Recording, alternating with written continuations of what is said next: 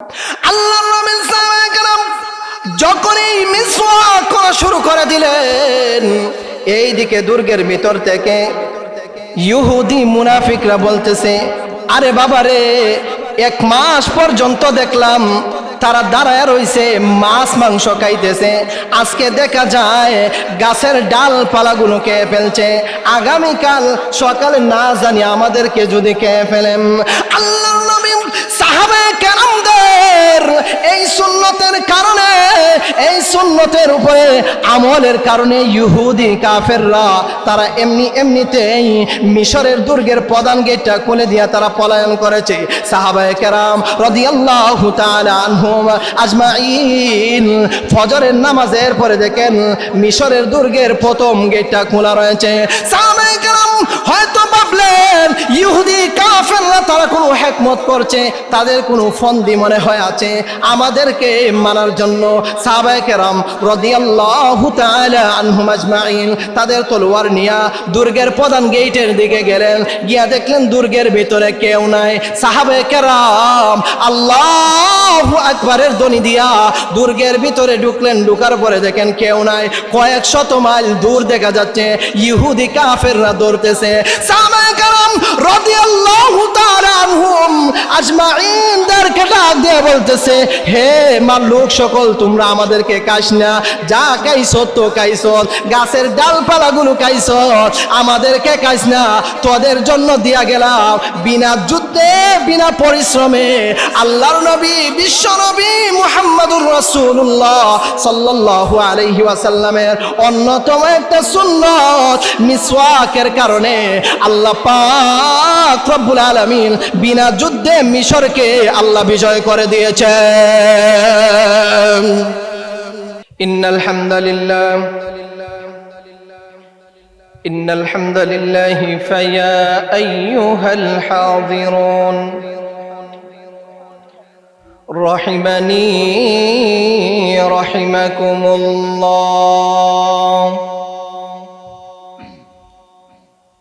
أما بعد فقد قال الله تعالى في كلامه المجيد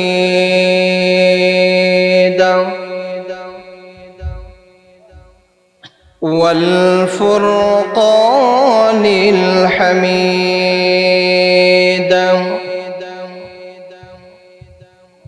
أعوذ بالله من الشيطان الرجيم.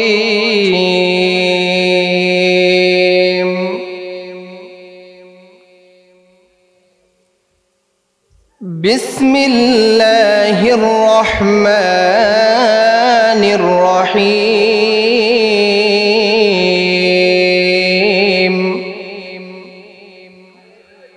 قل أطيعوا الله وأطيعوا الرسول فإن تولوا فإنما عليه ما حمل وعليكم ما حملتم وإن تطيعوه تهتدوا وما على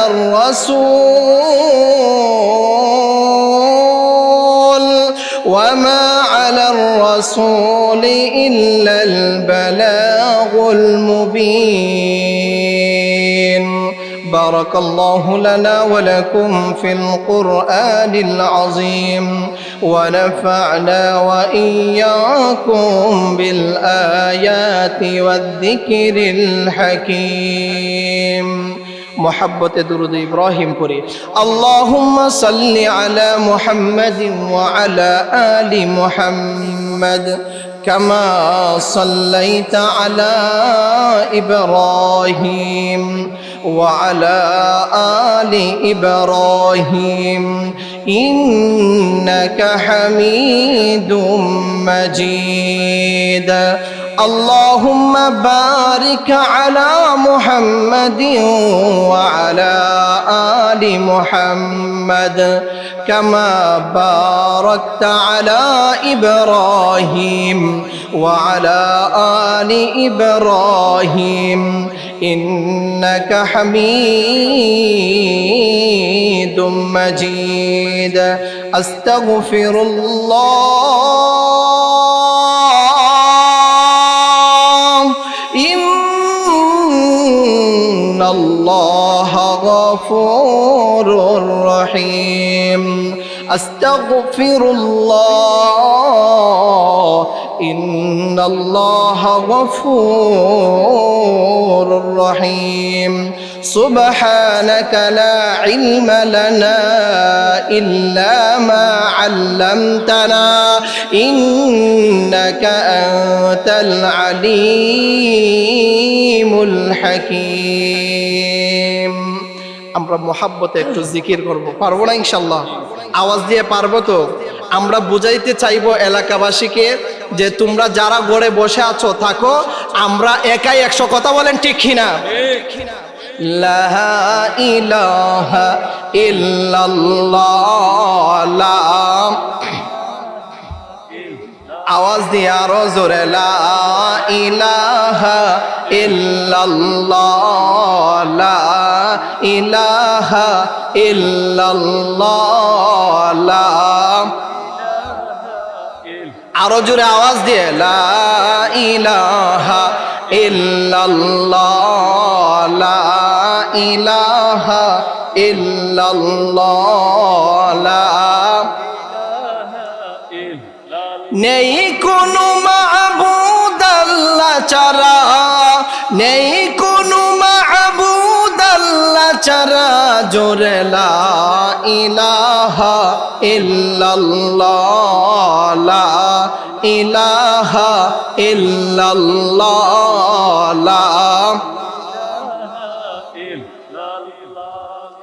লা ইলাহা ইল্লাল্লাহ, লা ইলাহা ইল্লাল্লাহ, বাজার মাজার গায়রুল্লাহ বাই, বাজার মাজার গায়রুল্লাহ বাই, পীর মাশায়েখ গায়রুল্লাহ, লা ইলাহা ইল্লাল্লাহ, আরো জোরে আওয়াজ দিয়ে বলতে হবে সবাইকে, লা ইলাহা ইল্লাল্লাহ, লা ইলাহা ইল্লাল্লাহ মুহাম্মাদুর রাসূলুল্লাহ সাল্লাল্লাহু আলাইহি ওয়াসাল্লাম। সামারগাঁও দক্ষিণপাড়া বাইতুল আমান জামে মসজিদের উদ্যোগে বার্ষিক ইসলামী মহা সম্মেলনের পরম শ্রদ্ধাভাজন সভাপতি মুআজ্জাজ মুকাররম উলামায়ে কেরাম, মুরব্বিয়ানে আযম, নওজোয়ান যুবক ভাইরা, পর্দার আড়ালে অবস্থানরত আমার পরম শ্রদ্ধেয়া সম্মানিতা শাকেরা সালেহা আবেদা আমার মা ও বোনেরা, আল্লাহ পাক রব্বুল আলামিন আমাদেরকে এই মহতি মজলিসে এখনো পর্যন্ত বসায় রাখছেন, এতে আমরা খুশি না বেজার? আর একটু জোরে বলেন, খুশি না বেজার? আমরা অন্তর থেকে কালিমাতুশ শুকুর আদায় করি আলহামদুলিল্লাহ। আরো জোরে বলেন আলহামদুলিল্লাহ। আমি আল্লাহর কালামে মাজিদের সূরা নূর থেকে যে আয়াত তিলাওয়াত করেছি, সময় সংক্ষিপ্ত, প্রধান অতিথি হুজুর অলরেডি উপস্থিত আছেন, আর আমার পূর্বে বয়ান করছেন আমার অত্যন্ত মহাব্বতের ভাই কাউসার আহমদ সাহেব। সূরা নূরের যেই আয়াতগুলো তিলাওয়াত করেছি, এখানে 4টা কথা। কয়টা? 4টা কথা। এই 4টা কথার উপরেই আজকে আমাদের আলোচনা। কয়টা কথার উপরে? 4টা কথা, খুব মনোযোগ সহকারে এখানে দেখেন আমাদের নিয়ত থাকতে হবে খালেস, কথা বলেন ঠিক কিনা? আমাদের নিয়তে থাকতে হবে যিনি আলোচনা করবেন আর আমরা যারা শুনবো উভয়কে যেন আল্লাহ হেদায়েতে তাম্মা দেন। আমরা সবাই জুড়ে বলি আমিন। বিষয় কয়টা আজকে? কথা কয়টা? চারটা। এক নাম্বার, আল্লাহ বলেন قل أطيعوا الله وأطيعوا الرسول।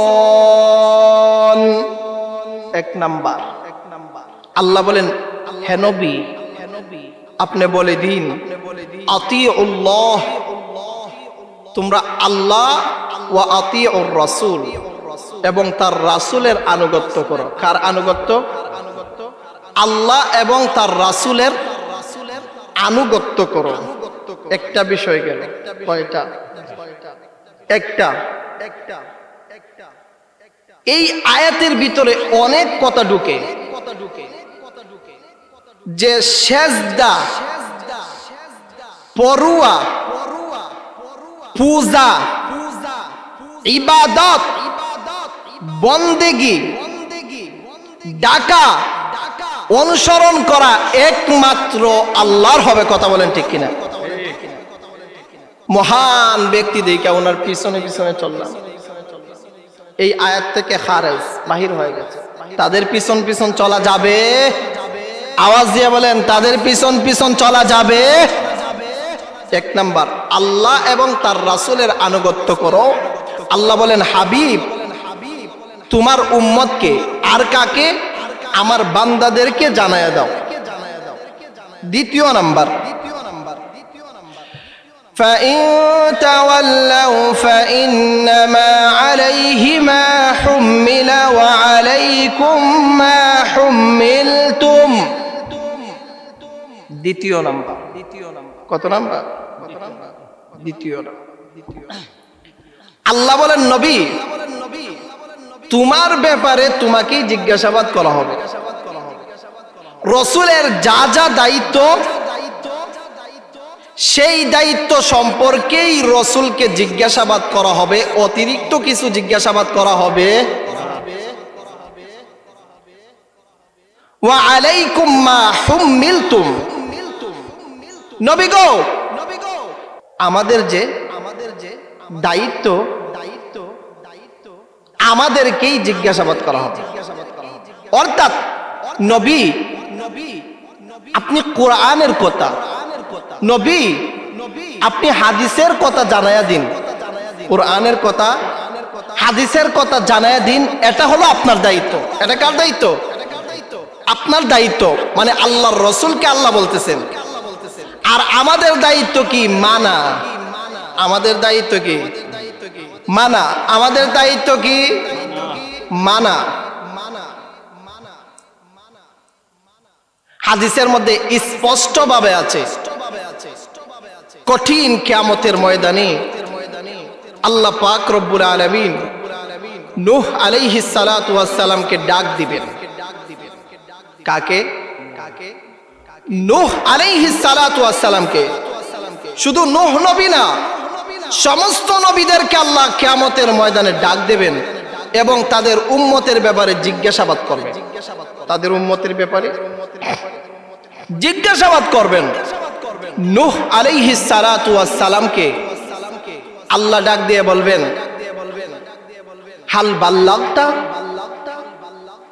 হে নূহ তুমি কি পৌঁছিয়েছো? হাল বাল্লাগতা, তুমি কি পৌঁছিয়েছো? নূহ আলাইহিস সালাতু ওয়াস সালাম বলবেন নাআম, আমি পৌঁছিয়েছি। আমি কি করেছি? আমার যে দায়িত্ব পৌঁছানো, এটা আমি করেছি। আর উম্মতদেরকে আল্লাহ বলবেন মাযা আজাবতুমুল মুরসালিন, উনার ডাকে তোমরা কি সাড়া দিয়েছিলে? উনার ডাকে তোমরা কি সাড়া দিয়েছিলে? আল্লাহ পাক রব্বুল আলামিন জিজ্ঞাসাবাদ করেন। এরই ধারাবাহিকতায় আপনার আমার নবীকেও আল্লাহ জিজ্ঞাসাবাদ করবেন। আপনার আমার নবীকেও আল্লাহ জিগাইবেন যে হাবিব তোমার উম্মতকে পৌঁছিয়েছো? রাসূল বলবেন নাআম। আমাদেরকে আল্লাহ বলবেন মাযা আজাবতুমুল মুরসালিন, তোমাদের নবীর ডাকে কি সাড়া দিয়েছিলেন? তখন আমরা কি বলবো? দ্বিতীয় নাম্বার, দ্বিতীয় নাম্বারের ব্যাপার, নবীদেরকে শুধু তা নয়, আল্লাহ জিগাবেন এটা না। আল্লাহ পাক রব্বুল আলামিন প্রত্যেক নবীকে, প্রত্যেক নবীর সামনে আল্লাহ তাদের উম্মতের আমলনামা দিবেন। নবী দেখেন, দেখেন আপনার উম্মতদের আমলনামা আর কি করেছে। আল্লাহ পাক রব্বুল আলামিন কুরআনের অন্য আয়াতে আল্লাহ বলেন فكيف إذا جئنا من كل أمة بشهيد وجئنا بك على هؤلاء وجئنا بك على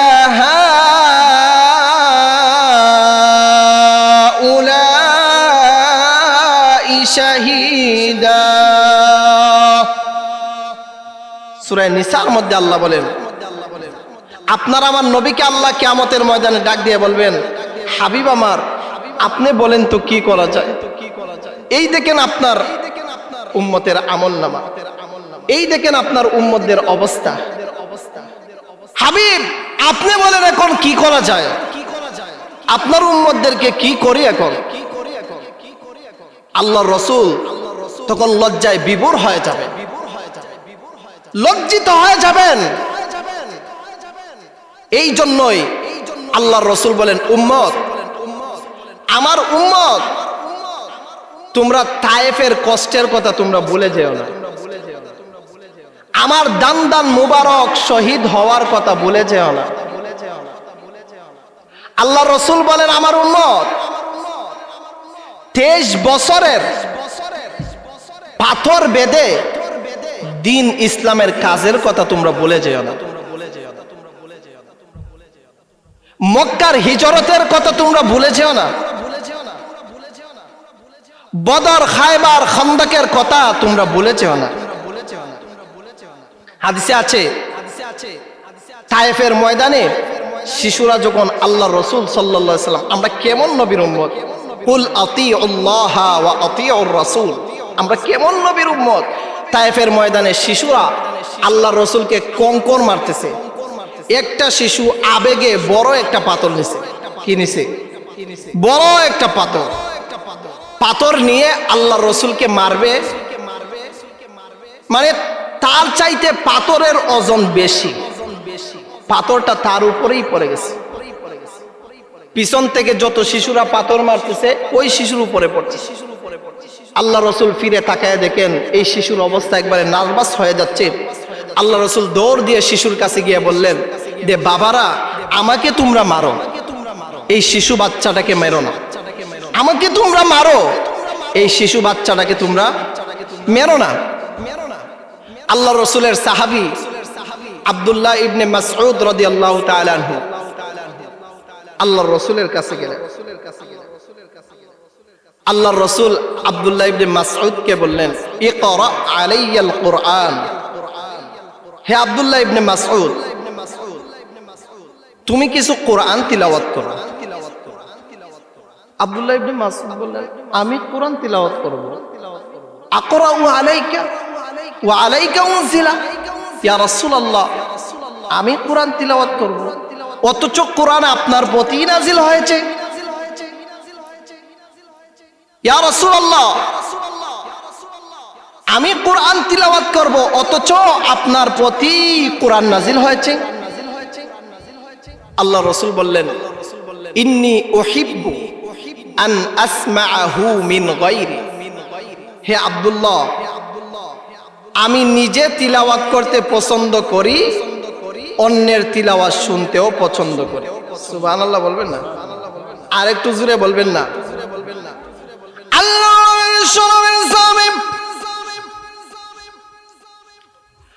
আব্দুল্লাহ ইবনে মাসউদ রাদিয়াল্লাহু তাআলা আনহু, হাদিসের মধ্যে এসেছে রাসূলের সাহাবী আব্দুল্লাহ ইবনে মাসউদ রাদিয়াল্লাহু তাআলা আনহু, আল্লাহর নবীর সাহাবী, কোরআন তিলাওয়াত শুরু করে দিলেন।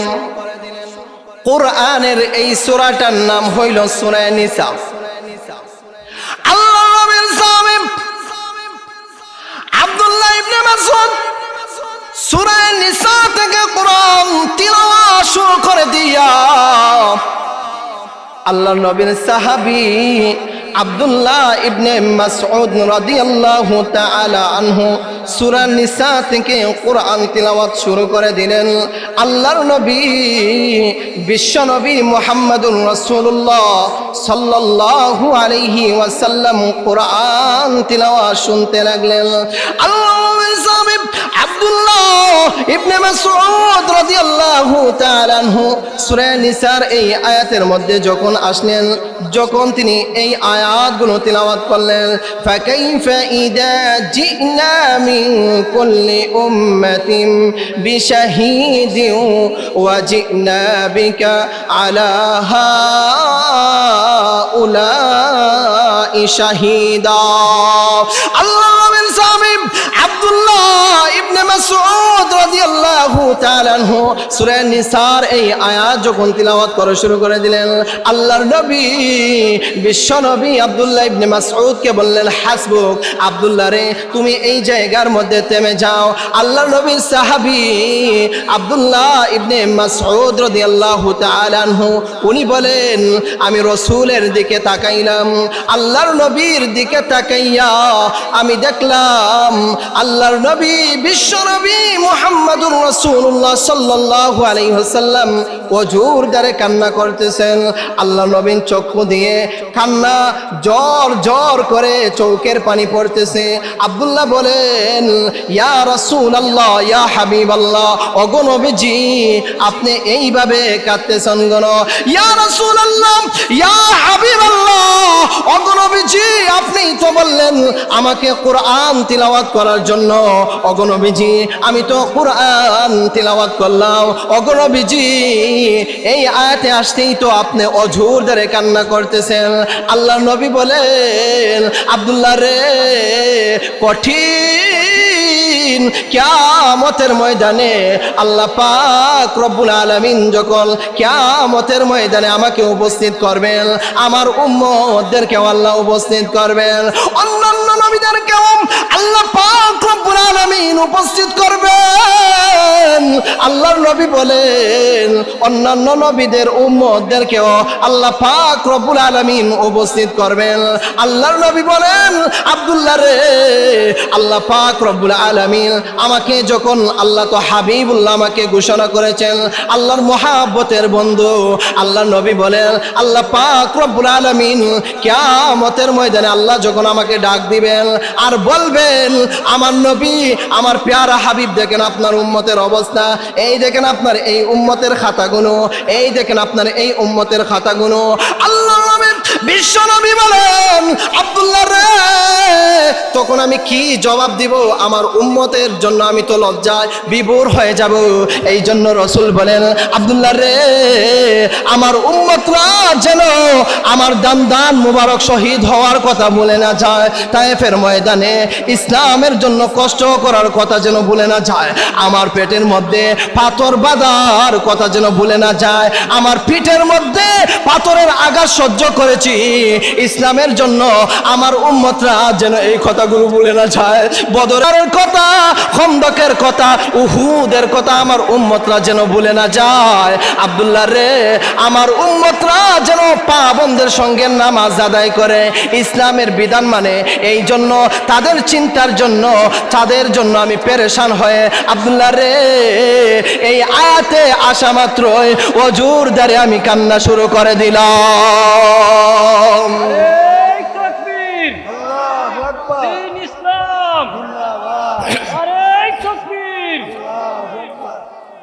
তো আব্দুল্লাহ ইবনে মাসউদকে আল্লাহ রাসূল বললেন, আব্দুল্লাহ এই জন্য আমি কাঁদলাম, আমার উম্মতের কি অবস্থা হবে, কি হবে মনে করেন সেই দিন আমাদের কি হবে? কঠিন একটা অবস্থা আমাদেরকে পার করতে হবে, কথা বলেন ঠিক কিনা? কিন্তু দুনিয়ার মোহে পড়ে আমরা একেবারেই পেরেশান। কত আস্তে কথা বল, ঠিক কিনা? ঘুম আইছে, শেষ করে দিতাম নাকি চলবে? আর একটু জোরে বাবারা বলেন, চলবে কিনা চলবে না? চলবে ইনশাআল্লাহ। আমরা দুনিয়ার জন্য পাগল, দুনিয়ার জন্য এত পাগল, দুনিয়া আমাদেরকে চতুর্দিক থেকে ঘিরাও করছে, কথা বলেন ঠিক কিনা?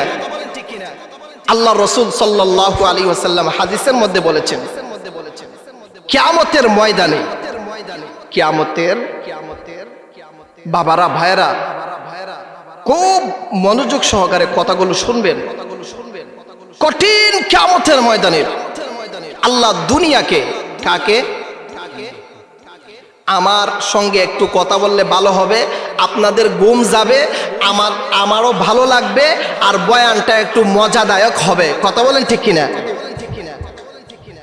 দুনিয়াকে কুৎসিত, হাদিসে আছে, কুৎসিত কদাকার, দৃষ্টি কঠু, নীল চোখা, বিদ্যার বেশে আল্লাহ কিয়ামতের ময়দানে আল্লাহ দুনিয়াকে তুলবে। কিয়ামতবাসীরা দেইকা বলবে, এখন হঠাৎ করে যদি মনে করেন কুৎসিত একটা অবস্থা হয়, আপনি দেখে তো একটু ভয় পাইবেন, কথা বলেন ঠিক কিনা? ভয়ানক একটা অবস্থা যদি হয় আপনি ভয় পাইবেন না? যেমন মনে করেন একটা উদাহরণ দেই, এই কথাটা না বললেই নয়। বিগত 7 থেকে 8 দিন আগে ফেসবুক অনলাইনের মধ্যে একটা বিষয় ভাইরাল হয়েছে, মুনতাহা নামের একটা মেয়ের বিষয়, হয়তো আপনারা অনেকেই দেখেছেন। এত সুন্দর একটা মেয়ে, কিডন্যাপাররা কিডন্যাপ করে নিয়ে এই মেয়েটাকে পাশের বাড়ির এক মহিলা নিয়ে মাটির মধ্যে, 6 বছরের মেয়ে, সে মাসুম, তার কোনো গুনাহ আছে? তার কোনো দোষ আছে? একটা মাটির খালের মধ্যে মাটির থলে পুঁতে রাখছে। এত সুন্দর মেয়ে যখন 7 দিন পরে তুলতে যায় মহিলাটা ধরা খায়। এখনো ফেসবুকে, সোশ্যাল মিডিয়া এই বিষয়টা আছে, আপনারা দেখতে পারবেন। এই সুন্দর মেয়েটাকে দেখা গেল, এত কুৎসিত, ভয় লাগে। বিগত রাত্রে আমি দেখেছিলাম, দেখে বিশ্বাস করবেন কিনা বাবারা ভাইরা, রাত্রি 1টা থেকে 1:30 পর্যন্ত আমার ঘুম আসে নাই। কেন আসে নাই জানেন? সে তো চলে গেছে, কিন্তু খবরে আমাদের অবস্থাটা হবে কি? কিয়ামতের ময়দানে, কঠিন ময়দানে আমাদের অবস্থা হবে কি? কথা বলেন ঠিক কিনা? নীল চোখা, বিদ্যার বেশে আল্লাহ পাক রব্বুল আলামিন দুনিয়াকে তুলবেন। কিয়ামতবাসীরা দেখে ভয় পাইবে আর বলবে, কি কুৎসিত, কি খারাপ দেখতে লাগে। দুনিয়াকে দেখে কিয়ামতবাসীরা বলবে, কি যে খারাপ লাগে, এটা কি, এত বিশ্রী, এইটা কি? তখন আল্লাহ পাক রব্বুল আলামিন বলবেন, যাকে লাভের আশায় তোমরা পরস্পরে বিঘাত ঘটাইতে, আমার কথা না, হাদিসের কথা, যাকে লাভের আশায় তোমরা পরস্পরে নির্দ্বিধায় রক্তপাত ঘটাইতে, আছে না নাই? মনে হয় নাই? আপনাদের আওয়াজে কয়, আছে না নাই? ভাই ভাইয়ের মধ্যে টাকার জন্য বিবাদ আছে না নাই? বোন বোনের মধ্যে সম্পদের জন্য বিবাদ আছে না নাই? চাচা ভাতিজার মধ্যে সম্পদের জন্য বিবাদ আছে না নাই? আচ্ছা, বাবা ছেলের মধ্যে সম্পদের জন্য বিবাদ আছে না নাই? 2-1টা মার্ডার হইতেও আমরা দেখেছি, কথা বলেন ঠিক কিনা? সম্পদের জন্য মার্ডার হইতেছে কিনা? হচ্ছে কিনা? অবশ্যই হচ্ছে। তখন আল্লাহ বলবেন দুনিয়াকে, দুনিয়া জাহান্নামে যাও। দুনিয়াকে আল্লাহ কি বলবেন? জাহান্নামের মধ্যে যাও। দুনিয়া কিন্তু এমনি এমনিতেই জাহান্নামে যাবে না, এমনি এমনিতেই দুনিয়া জাহান্নামে যাবে না। দুনিয়া রং দিয়ে বলবেন, আল্লাহ পাক রব্বুল আলামিন কে বলবে, আল্লাহ আমার জন্য যারা আসক্ত ছিল, আল্লাহ গো আমার প্রেমের জন্য যারা এত পাগল ছিল, আমার জন্য নামাজকে ভুলে গিয়েছে, আল্লাহ আমার জন্য ভাইকে ভুলে গিয়েছে, বোনকে ভুলে গিয়েছে, আছে না নাই? এ তো আসতে বললে হবে না, বাবারা ভাইরা আছে না নাই? আমার জন্য আত্মীয় স্বজনদেরকে ভুলে গিয়েছে, আমার প্রেমের জন্য এত পাগল ছিল, আমার জন্য এত আসক্ত ছিল, আল্লাহ আমার জন্য এত পাগল, এখন কি করে তাকে রেখে আমি জাহান্নামের মধ্যে যাই? এটা তো আমার ভালো লাগে না। কথা বুঝলেন? দুনিয়া বলবে আল্লাহ আমার বন্ধুকে রেখে জাহান্নামে যাওয়া তো আমার ভালো লাগে না। আল্লাহ গো দুনিয়া বলবে আল্লাহ আমার বন্ধুকেও আমার সঙ্গে জাহান্নামের মধ্যে দিয়া দাও।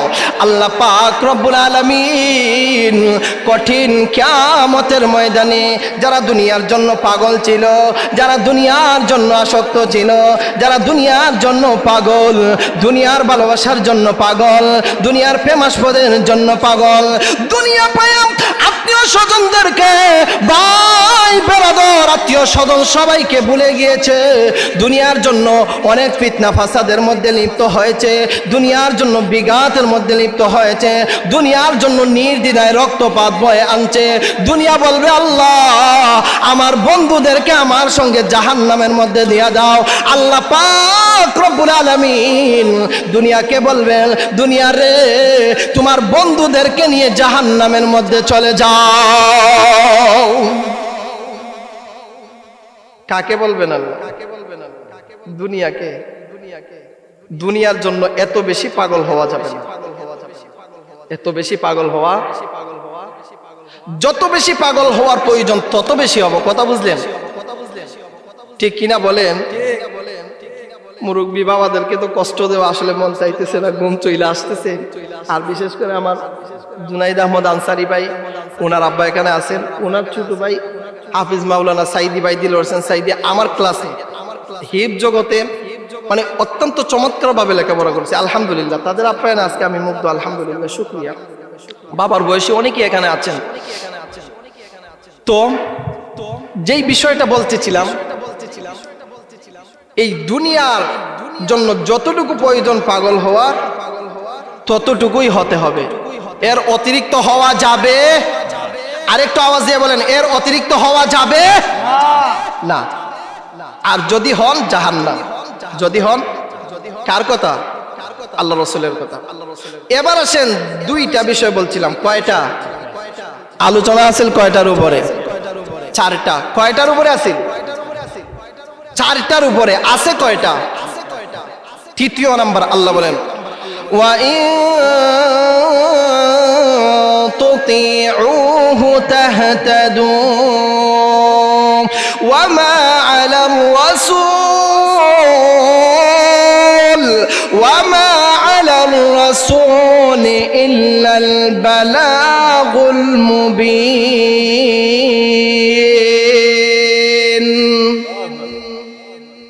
আল্লাহ পাক রব্বুল আলামিন বলেন তৃতীয় নাম্বার ওয়া ইন তুতিউহু তাহতাদু। তৃতীয় নাম্বার বিষয় দেখেন আল্লাহ কত মেহেরবান, আল্লাহ কত দয়ালু, আল্লাহ কত রহমান, আল্লাহ কত রহিম, আল্লাহ কত গফফার, আল্লাহ কত গফুর। আল্লাহ বলেন বান্দারে ফিরে যাইস না। আল্লাহ বলেন বান্দা ফাইন তাওয়াল্লাও, তুমি প্রত্যাখ্যান করতেছো, আল্লাহ এবং তার রাসূলের আনুগত্য করবে না, তুমি ফিরে যাইতেছো, আল্লাহ এবং তার রাসূলের আনুগত্য করবে না। আল্লাহ পাক রব্বুল আলামিন বলেন বান্দা তুই ফিরে যাইবি না। ওয়া ইন তুতিউহু, যদি তুই আনুগত্য করো। সুবহানাল্লাহ বলেন ওয়া ইন তুতিউহু তাহতাদু। আল্লাহ বলেন বান্দারে যদি তুই আনুগত্য করস তাহলে পরিপূর্ণ সঠিক সিরাতাল মুস্তাকিম পথ পাইবি। সুবহানাল্লাহ। আল্লাহ পাক রব্বুল আলামিন বলেন বান্দা তোর ফুল সিরাত থেকে বাঁচার দরকার, জাহান্নামের আগুন থেকে তোকে বাঁচার দরকার, আজরাইলের কবল থেকে, আজরাইলের আযাব থেকে তোকে বাঁচার দরকার, কবরের আযাব থেকে তোকে বাঁচার দরকার বান্দা, বিপদ থেকে তোকে বাঁচার দরকার, মুসিবত থেকে বান্দা তোকে বাঁচার দরকার। অতএব বান্দা আমি আল্লাহ, আমি আল্লাহ।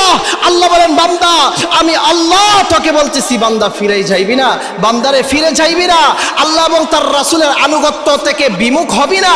আল্লাহ বলেন বান্দারে আল্লাহ এবং তার রাসূলের আনুগত্য বাদ দিয়ে দিবি না। আল্লাহ বলেন ওয়া ইন তুতিউহু, বান্দা তুই আনুগত্য কর, যদি তুই আনুগত্য করস তাহতাদু, পরিপূর্ণ সঠিক পথ পাইবি। সুবহানাল্লাহ। আর একটু আওয়াজ দিয়ে বলেন সুবহানাল্লাহ, আরো জোরে আওয়াজ দিয়ে বলেন সুবহানাল্লাহ। ওয়া ইন তুতিউহু তাহতাদু, ওয়া ইন তুতিউহু তাহতাদু। আল্লাহ বলেন বান্দা ফিরে যাইবি না, ফাইন তাওয়াল্লাউ, প্রত্যাখ্যান করবি না। যদি প্রত্যাখ্যান করো তাহলে তোমার বিষয়ে তোমাকে বলা হবে, আর নবী রাসূলদের বিষয়ে নবী রাসূলদেরকেই বলা হবে। 3 নাম্বার তো বললাম নাকি? এখন আরেকটা বিষয় আপনাদেরকে বলি, এর ফাঁক দিয়ে এবং তার রাসূলের আনুগত্যের ভিতরে নামাজ আছে না নাই? এত আওয়াজ, এত আস্তে বললেন বাবারা। আল্লাহ এবং তার রাসূলের আনুগত্যের ভিতরে নামাজ আছে না নাই? যাকাত আছে না নাই? হজ আছে না নাই? রোজা আছে না নাই? এইগুলো আমাদের আদায় করতে হবে কিনা? আদায় করতে হবে কিনা? অবশ্যই আমাদেরকে আদায় করতে হবে। চতুর্থ নাম্বার যে বিষয়টা বলতেছিলাম, আল্লাহ বলেছেন ওয়ামা আলার রাসূলি ইল্লাল বালাগুল মুবিন। আল্লাহ কি বলেছেন? আল্লাহ বলেছেন ওয়ামা আলার রাসূলি ইল্লাল বালাগুল মুবিন। নবী তোমাকে স্পষ্টভাবে পৌঁছিয়ে দেওয়ার জন্য প্রেরণ করা হয়েছে। তোমাকে স্পষ্টভাবে পৌঁছিয়ে দেওয়ার জন্য প্রেরণ করা হয়েছে গো নবী। আপনারা হয়তো কিয়ামতের ময়দানে বলতে পারেন ইয়া রাসূলুল্লাহ, আল্লাহর রাসূল তো 1450 বছর আগে বলে গিয়েছিলেন, এখন রাসূলের ওয়ারিস কারা? একটু আওয়াজ দিয়ে বলবেন না, রাসূলের ওয়ারিস কারা? আলেম উলামারা, আলেম উলামায়ে কেরামরা।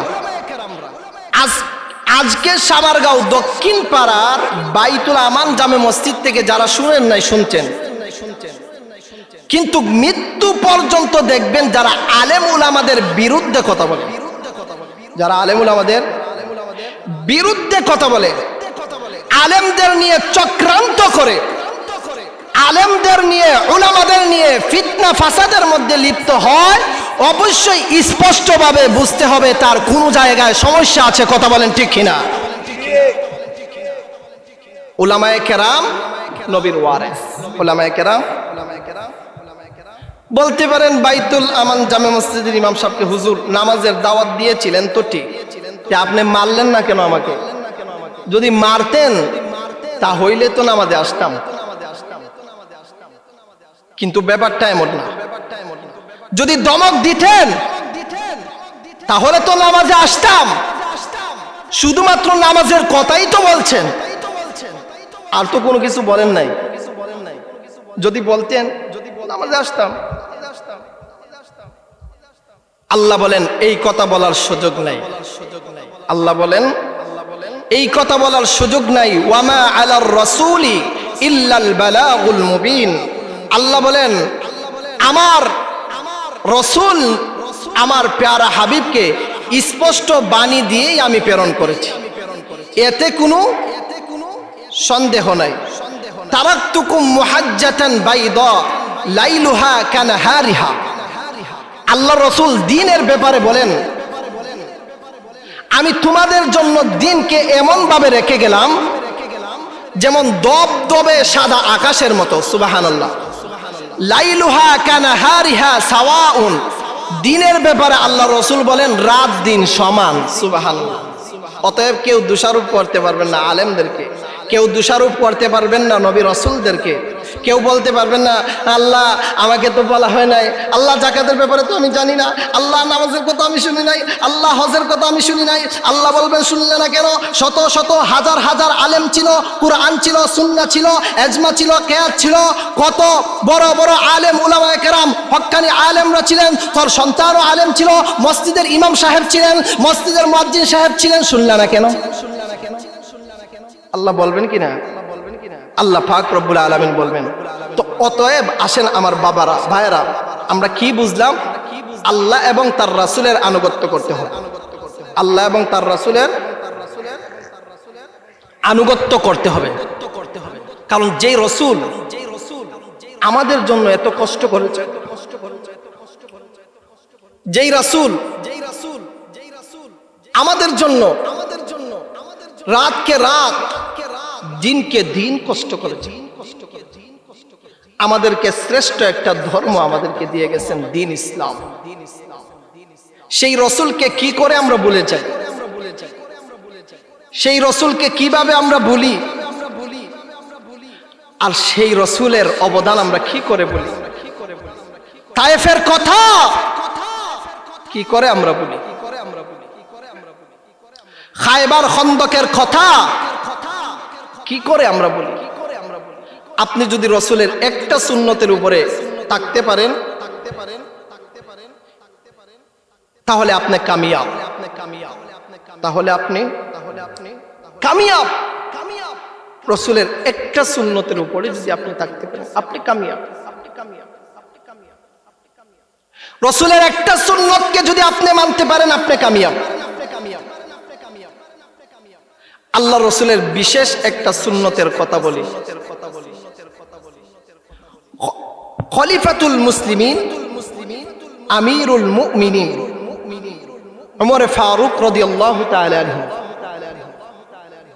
উনি মিশর যুদ্ধের জন্য সাদ ইবনে আবি ওয়াক্কাসকে সেনাপতি বানায়া মিশরে পাঠাইছেন। কোথায় পাঠাইছেন? মিশরে পাঠাইছেন। তো মিশর গেলেন, সাদ ইবনে আবি ওয়াক্কাস সেনাপতি হয়ে সাহাবায়ে কেরামদেরকে নিয়ে মিশরে গেলেন। গিয়ে দেখলেন মিশরের দুর্গ, মিশরের প্রধান গেট লাগান। 1 মাস সেখানে অপেক্ষা করলেন। কয় মাস? কিন্তু ইহুদি কাফেররা তাদের গেট খুলে দিচ্ছে না। কতদিন অপেক্ষা করলেন? 1 মাস। অবশেষে সাহাবায়ে কেরাম এই সাদ ইবনে আবি ওয়াক্কাস সেনাপতির দলের সৈন্যবাহিনীরা দুর্বল হয়ে যাচ্ছে, খানাপিনা নাই। সাদ ইবনে আবি ওয়াক্কাস চিঠি লিখলেন। কি লিখলেন? কার কাছে? খলিফাতুল মুসলিমিন ওমর ফারুক রাদিয়াল্লাহু তাআলা আনহুর কাছে। চিঠির মধ্যে লেখা, খলিফাতুল মুসলিমিন 1 মাস যাবত আমরা দাঁড়াই আছি, আমরা দুর্গের ভিতরে ঢুকতে পারি নাই, আমাদের খানাপিনা শেষ হয়ে যাচ্ছে, আমাদের সৈন্য বাহিনীরা দুর্বল হয়ে যাচ্ছে, এখন কি করা যায়? ওমর রাদিয়াল্লাহু তাআলা আনহু বললেন, আমার কিছু করার নাই, তোমরা দেখো তোমাদের কোন সুন্নতটা ছুটে গেছে, কোন সুন্নত তোমাদের ছুটে গেছে, এই সুন্নতটা দেখো, তাহলেই আল্লাহ তোমাদেরকে বিজয় করে দেবেন। সুবহানাল্লাহ। আর একটু জোরে বলবেন না? সাদ ইবনে আবি ওয়াক্কাস সেনাপতি সাহাবায়ে কেরামদেরকে নিয়ে মজলিস বসলেন। সাহাবায়ে কেরামদেরকে বলতেছেন, আমাদের কোন সুন্নতটা ছুটে গেছে, কি এমন একটা সুন্নত আমাদের ছুটে গেছে? যেই কথা খলিফাতুল মুসলিমিন বলতেছেন, কিছু সাহাবায়ে কেরাম দাঁড়াইলেন, দাঁড়ায় বললেন, আল্লাহ নবীর সাহাবী সেনাপতি, আমার মনে হয় মিসওয়াক সুন্নত আমাদের ছুটে গেছে। মিসওয়াক চিনেন? এটা রাসূলের সুন্নাত কিনা? সুন্নাত।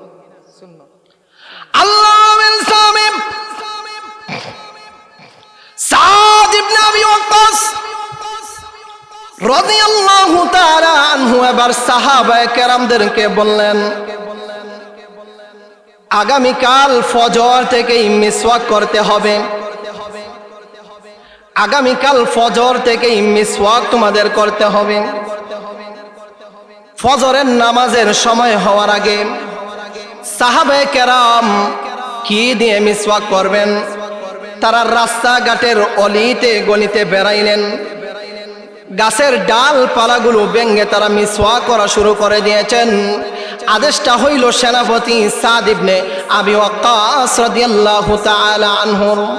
আল্লাহর নবী সাহাবায়ে কেরাম যখনই মিসওয়াক করা শুরু করে দিলেন, এইদিকে দুর্গের ভিতর থেকে ইহুদি মুনাফিকরা বলতেছে, আরে বাবা রে, 1 মাস পর্যন্ত দেখলাম তারা দাঁড়ায় রইছে, মাছ মাংস খাইতেছে, আজকে দেখা যায় গাছের ডালপালাগুলো খেয়ে ফেলছে, আগামীকাল সকালে না জানি আমাদেরকে যদি খেয়ে ফেলেন। আল্লাহর নবী সাহাবায়ে কেরামদের এই সুন্নতের কারণে, এই সুন্নতের উপরে আমলের কারণে ইহুদি কাফেররা তারা এমনিতেই মিশরের দুর্গের প্রধান গেটটা খুলে দিয়ে তারা পলায়ন করেছে। সাহাবায়ে কেরাম রাদিয়াল্লাহু তাআলা আনহুম আজমাইন ফজরের নামাজের পরে দেখেন মিশরের দুর্গের প্রথম গেটটা খোলা রয়েছে। সাহাবায়ে কেরাম হয়তো ভাবলেন ইহুদি কাফেররা তারা কোনো হিকমত করছে, তাদের কোনো ফন্দি মনে হয় আছে আমাদেরকে মানার জন্য। সাহাবায়ে কেরাম রাদিয়াল্লাহু তাআলা আনহুম আজমাইন তাদের তলোয়ার নিয়ে দুর্গের প্রধান গেটের দিকে গেলেন, গিয়া দেখলেন দুর্গের ভিতরে কেউ নাই। সাহাবায়ে কেরাম আল্লাহু আকবারের ধ্বনি দিয়া দুর্গের ভিতরে ঢুকলেন, ঢুকার পরে দেখেন কেউ নাই। কয়েক শত মাইল দূর দেখা যাচ্ছে ইহুদি কাফেররা দৌড়তেছে। সাহাবায়ে কেরাম রাদিয়াল্লাহু তাআলা আনহুম আজমাইনদেরকে ডাক দিয়ে বলতেছে, হে মাল্লুক সকল, তোমরা আমাদেরকে খাইস না, যা খাইছো তো খাইছো, গাছের ডালপালাগুলো খাইছো, আমাদেরকে খাইস না, তোদের জন্য দিয়া গেলাম বিনা যুদ্ধে বিনা পরিশ্রমে আল্লাহর নবী বিশ্ব নবী মুহাম্মদুর রাসূলুল্লাহ সাল্লাল্লাহু আলাইহি ওয়াসাল্লামের অন্যতম একটা সুন্নাত মিসওয়াকের কারণে আল্লাহ পাক রব্বুল আলামিন বিনা যুদ্ধে মিশরকে আল্লাহ বিজয় করে দিয়েছেন। পরিশ্রমে মিশরকে বিজয় করেছেন।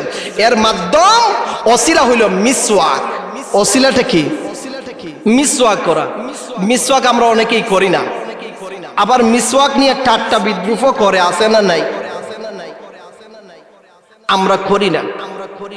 মিসওয়াক যারা করবে কালেমার সঙ্গে তাদের মৃত্যু হবে। সুবহানাল্লাহ বলবেন। দাঁতের ব্যথায় ভুগি, দাঁতের কষ্টে ভুগি, ডাক্তারের কাছে যাই, দাঁতের মাড়িগুলা শক্ত হবে।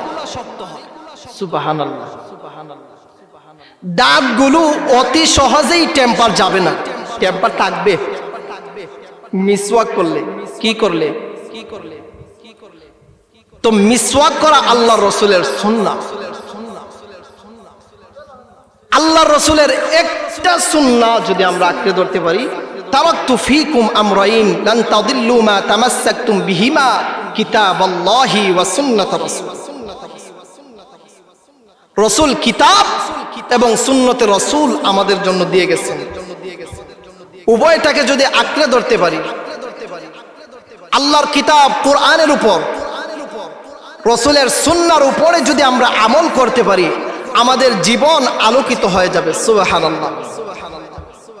আমাদের অন্তরে যখন কঠোরতা আসে, অন্তরটা মাঝে মধ্যে শক্ত হয়। দেখেন মাতুন্না দেখি অন্তর কঠিন হয় না? আপনাদের মনে হয় না অন্তর কঠোর হয় কিনা? দিনের ব্যাপারে, আমলের ব্যাপারে, যে কোনো ব্যাপারে অন্তর কঠিন হয় কিনা মাঝে মধ্যে? রবি ইবনে খাইসাম ইমাম গাজালি রহমতুল্লাহি আলাইহি ওনার কিতাবে লিখেছেন, রবি ইবনে খাইসাম, উনি উনার গড়ের ভিতরে খবর খনন করছেন। সুবহানাল্লাহ বলবেন না? ইয়া আল্লাহ, আর একটু জোরে বলেন না সুবহানাল্লাহ। উনার গড়ের ভিতরে কবর খনন করেছেন অন্তরের কঠোরতা দূর করার জন্য। রবি ইবনে খাইসাম বলেন, যখন আমার অন্তরে কঠোরতা আসতো, এই কবরের ভিতরে দীর্ঘক্ষণ আমি শুয়ে থাকতাম। সুবহানাল্লাহ। আর রবি ইবনে খাইসাম বলতেন, ইয়া এলাহি, আমাকে ফিরিয়ে দাও না, ইয়া এলাহি, আমাকে ফিরিয়ে দাও না, ভালো কিছু আমল করার সুযোগ আমাকে দাও না। সুবহানাল্লাহ। উনি বলতেন, ইয়া এলাহি, আমাকে ফিরিয়ে দাও না, ভালো কিছু আমল করার সুযোগ আমাকে দাও না। যখন উনার অন্তরের কঠোরতা দূর হইতো, উনি নিজে নিজেকে বলতেন, হে রবি, এখন তো তোমাকে ফিরিয়ে দেওয়া হয়েছে। সুবহানাল্লাহ বলবেন না? আরেকটু আওয়াজ দিয়ে বলেন না সুবহানাল্লাহ। হে রবি, এখন তো তোমাকে ফিরিয়ে দেওয়া হয়েছে, এখন একটু ভালো কাজ করো না। হে রবি, এখন তো তোমাকে ফিরিয়ে দেওয়া হয়েছে, এখন একটু ভালো কাজ তুমি করো না। অতএব রাসূলের একটা সুন্নাহ যদি আমরা আঁকড়ে ধরতে পারি, তাহলে আমাদের জীবন আলোকিত হয়ে যাবে। হযরত আনাস রাদিয়াল্লাহু তাআলা আনহু থেকে বর্ণিত, আমরা কিসের উপর বসে আছি? কিসের উপরে? মাটি। কিসের উপরে?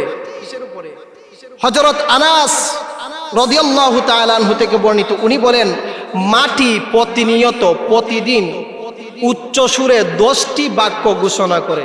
কয়টি বাক্য? মনে রাখতে পারবেন তো ইনশাআল্লাহ? জাস্ট 10টা মনে রাখবেন। কয়টা বাক্য? 10টা। আল্লাহ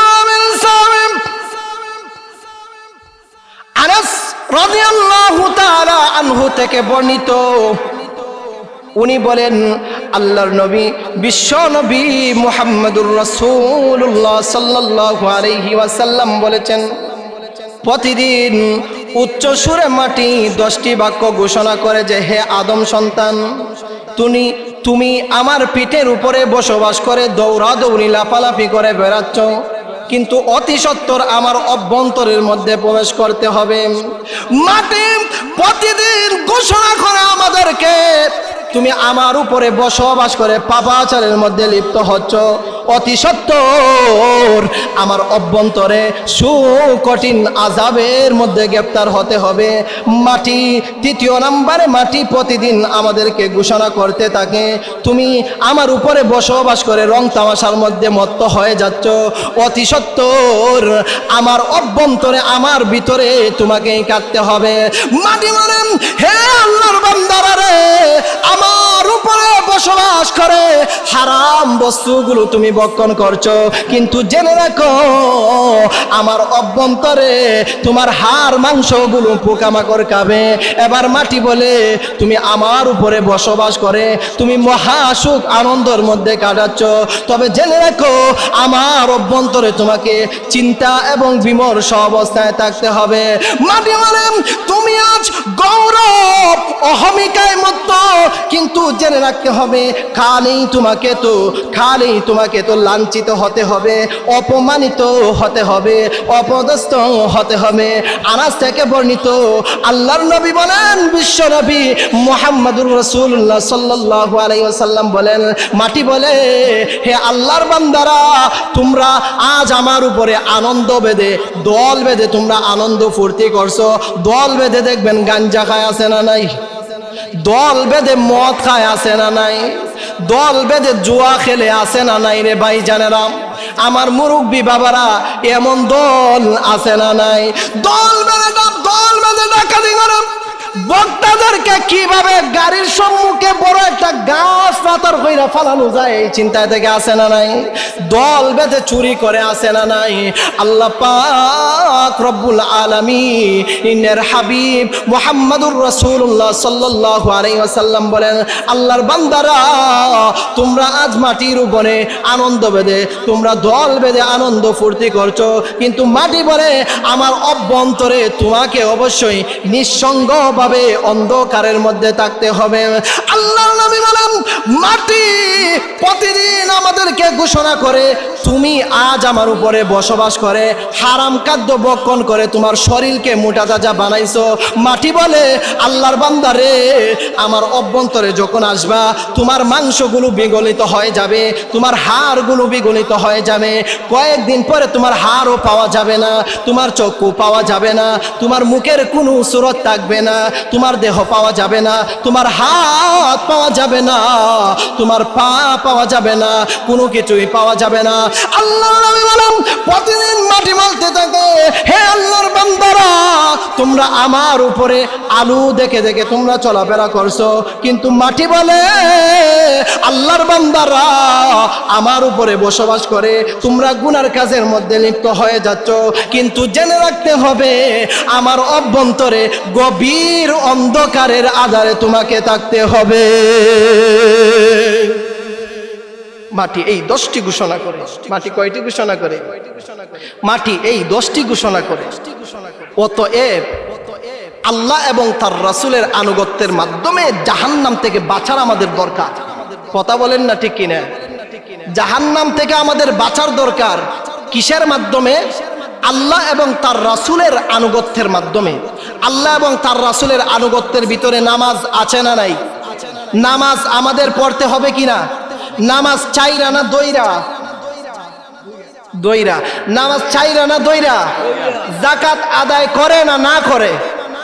যাকাত আদায় করে। হজ করে না না করে? তাওফিক যদি হয় হজ কইরা না না কইরা? হজ কইরা। আল্লাহ এবং তার রাসূলের আনুগত্য করতে হবে। আরেকটা বিষয় সংক্ষিপ্তভাবে, আরেকটা বিষয় স্পষ্টভাবে মানে কি করে দেই, সংক্ষিপ্ত করে দেই। আল্লাহ এবং তার রাসূলের আনুগত্য করা, আল্লাহ এবং তার রাসূলের আনুগত্য করা। আল্লাহ বলেন, কুল আতিউল্লাহ ওয়া আতিউর রাসূল, কুল আতিউল্লাহ ওয়া আতিউর রাসূল। হে নবী আপনি বলে দিন তোমরা আল্লাহ এবং তার রাসূলের আনুগত্য করো। এখন আল্লাহ এবং তার রাসূলের আনুগত্য করা এই বিষয়টাকে সংক্ষিপ্ত কইরা দেই। কি কইরা দেই? সংক্ষিপ্ত করতে আপনারা রাজি আছেননি? রাজি না? সংক্ষিপ্ত করার রাজি আছেননি? আল্লাহ সংক্ষিপ্ত কইরা দিছে। আল্লাহ, সুবহানাল্লাহ বলবেন না? আরেকটু জোরে বলবেন না সুবহানাল্লাহ? আল্লাহ বলেন, কুল ইন কুনতুম তুহিব্বুনাল্লাহ ফাত্তাবিউনি ইউহিব্বুকুমুল্লাহ ওয়া ইয়াগফির লাকুম যুনুবাকুম ওয়াল্লাহু গফুরুর রহিম। আল্লাহ পাক রব্বুল আলামিন বলেন, কুল হে নবী আপনি বলে দিন, ইন কুনতুম তুহিব্বুনাল্লাহ ফাত্তাবিউনি, হে নবী আপনার উম্মতকে বলে দিন যদি তারা আমি আল্লাহকে ভালোবাসতে চায়, যদি তারা আমি আল্লাহকে ভালোবাসতে চায়, হে নবী আপনি বলে দিন আপনার উম্মতদেরকে যদি তারা আমি আল্লাহকে ভালোবাসতে চায়, ফাত্তাবিউনি, হাবিব আপনি বলে দিন যে তোমরা আমার অনুসরণ করো। সুবহানাল্লাহ।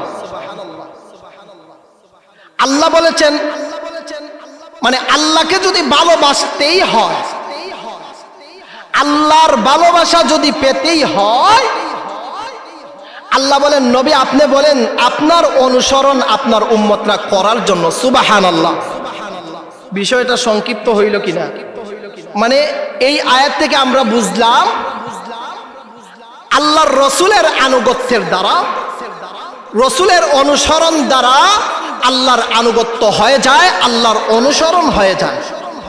রাসূলের ভালোবাসার দ্বারা আল্লাহর ভালোবাসা হয়ে যায় রাসূলের অনুসরণ দ্বারা। ইলাহা ইল্লাল্লাহ লা ইলাহা ইল্লাল্লাহ লা ইলাহা ইল্লাল্লাহ লা। আওয়াজে গাড়ি চলে না ডিজেল ছাড়া, আজরে লা ইলাহা ইল্লাল্লাহ লা ইলাহা ইল্লাল্লাহ লা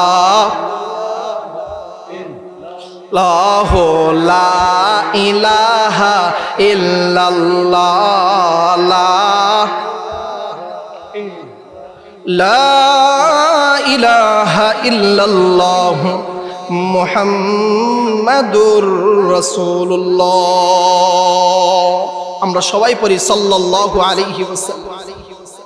তো এক নাম্বার ফজিলত, আল্লাহ তাদেরকে ভালোবাসবেন। দ্বিতীয় নাম্বার ফজিলতটা খুব চমৎকার, বলমুনি ওয়ায়াগফির লাকুম যুনুবাকুম। আল্লাহ বলেন তোমরা যারা আমাকে ভালোবাসবা, তোমরা যারা আমার হাবিবের অনুসরণ করবা, তোমরা যারা আমার হাবিবকে ভালোবাসা দেখাইবা, তোমাদের জীবনের সমস্ত গুনাহ আমি আল্লাহ মাফ করে দেব। আরো আওয়াজ দিয়ে বলেন না সুবহানাল্লাহ। জীবনের সমস্ত গুনাহ আল্লাহ মাফ করে দিবেন। ওয়াল্লাহু গফুরুর রহিম। আল্লাহ ক্ষমাশীল, আল্লাহ দয়াশীল। আল্লাহ ক্ষমাশীল, আল্লাহ দয়াশীল। আল্লাহ পাক রব্বুল আলামিনের ক্ষমা আমরা চাই কি চাই না? আমাদের জীবনের সমস্ত গুনাহগুলো আমরা মাফ করাতে চাই কি চাই না? আমরা কে কে চাই? বাবারা, যুবক ভাইরা একটু হাত তুলে আল্লাহকে দেখাই। আল্লাহ তোমার মায়ার বান্দাদেরকে আপনি কবুল করুন। সবাই জোরে বলি আমিন। আল্লাহ তোমার মায়ার বান্দাদেরকে দ্বীন ইসলামের জন্য, বিশেষ করে বাইতুল আমান জামে মসজিদের জন্য, আল্লাহ তোমার কোরআনের জন্য, তোমার সিরাতুল মুস্তাকিম পথের জন্য, আল্লাহ তোমার হাবিবের সুন্নাহর জন্য তুমি আল্লাহ কবুল করো। সবাই আওয়াজ দিয়ে বলি আমিন। এবার আসেন আরো 5টা আমল দেই।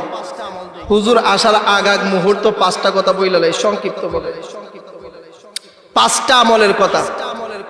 মানে আল্লাহর রসুলের ভালোবাসা আমরা যারা পেতে চাই, আল্লাহর রসুলের ভালোবাসা আমাদের অন্তরে আমরা যারা ঢুকাতে চাই, আল্লাহর রসুলের গভীর ভালোবাসা,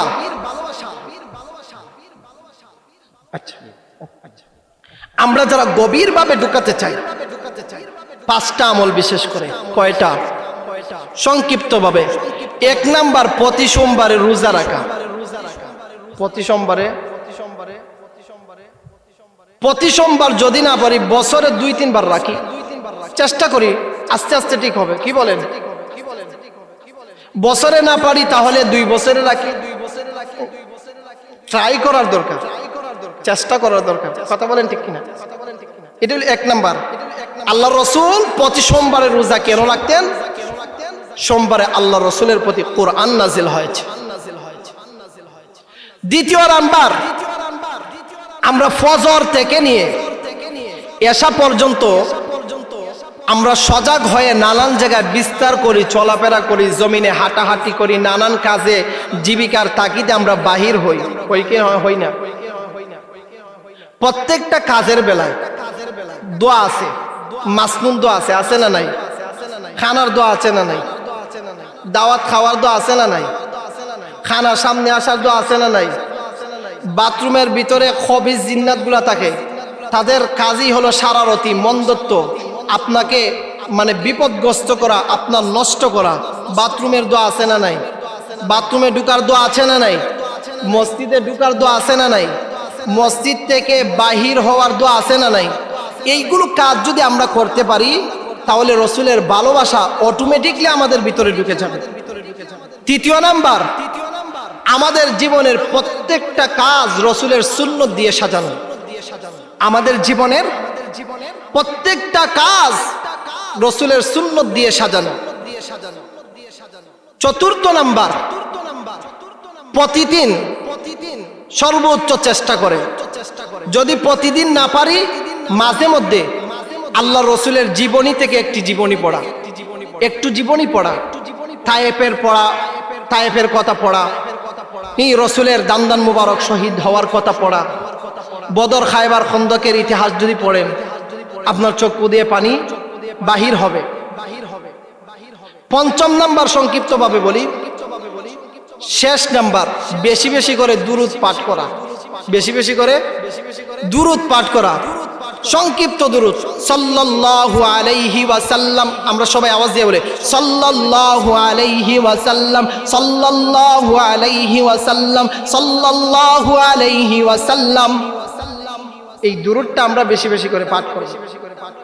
এবার বলেন বাবারা ভাইয়েরা, এত সময় যা ওয়াজ আলোচনা করলাম, যা আমরা শুনলাম, এর থেকে আমরা পাইলাম কি? যে আল্লাহকে ডাকতে হবে, রসুলের অনুসরণ করতে হবে, এর বাহিরে চলা যাবে না। টিভি দেখা যাবে, মদের আসরে বসা যাবে, জুয়ার আসরে বসা যাবে, গাজার আসরে বসা যাবে, অত্যাচার করা যাবে, জুলুম করা যাবে, নির্যাতন করা যাবে, সুদ খাওয়া যাবে না, বলেন ঘুষ খাওয়া যাবে, বেঈমানি করা যাবে, মুনাফিকি করা যাবে, চুরি করা যাবে, ডাকাতি করা যাবে না।